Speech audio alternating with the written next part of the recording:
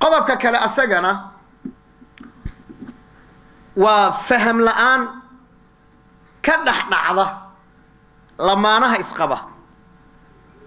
oo ay garan waayaan nicmadan ilaahay siiyey ee gacmaha u soo geliyey siday u hanan karaan nicmadan ilaahay uu siiyey say u haysan karaan waa maxay nicmadu waa nicmada carruurta war aniga aabbaan ahay gabadhana waa xaaskaygii fadliga ilaahay awlaad buu allana siiyey dad baaba awlaad la'aana dad baa inta awlaad raadinayoon la siinin adiga ilaahay awlaad buu ku siiyey nicmadani ma waxaan ka hormarinaa ma waxaan ka doorannaa dhaqaale iyo xoolo ma og tihiin reeraheennu waxa ugu badan ay ku burburayaan inay yihiin dhaqaale haa waxa ugu badan ay ku burburayaan waa dhaqaale war waa yahay nicmadani seen u haysanaa labadii waalid oo ku wareeray garan waaye meesha ay joogaan waa almas-uuliyad ayaa la yidhaahdaa mas-uuliyada inay fahmi waayaan ayadana wareer badan bay ku keentay maxaa dhacay marka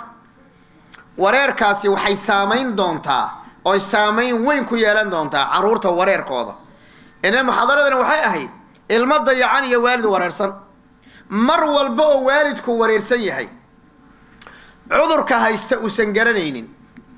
ilmahan wuxuu ku tarbiyaynayo meeshu u sii jeedinayo uusan garanaynin mushkiladda haysata uu ka cararayo sida oo kale mas-uuliyadda uusan labadooda nicmada ilaahay siiyey ayna hanan karin xaqan ilmihiina wareer baa ku dhacaya waa shaki ma leh haddaba labada isqabta maxaa laga doonayay alxamdulilah intay dhahaan inay ilmahooda midig iyo bidix qabsadaan saasaa laga doonayay buuqi muxuu dhalinayaa marka buuqi iyo qayladii reerka maxay dhalinaysaa aan u gudbo qodob kale oo muhiima oo waalidiin badan wareer ku riday oo qodobkaa kala daba socda waa markii ay noqon waayeen dad lagu daydo alqudwa yaa lagu daydaa ilmahani aduu kugu dayanayaa soo ma aha ilmahani adaa la rabay inuu kugu daydo adiguna waddadii lagaaga dayan lahaa inaad haynin baa laga yaabaa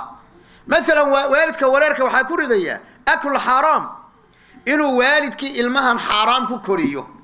oo ku barbaariyo isku soo duuduubo fashal waalidaynna marka labadii waalid oo halkaa ku fashilmay garan waayeyna ilmahani sida ay maxay ay nicmada ayada u haysan lahaayeen taasi horta waa waxyaabaha ku rida waalidiinta wareer fara badan ku rida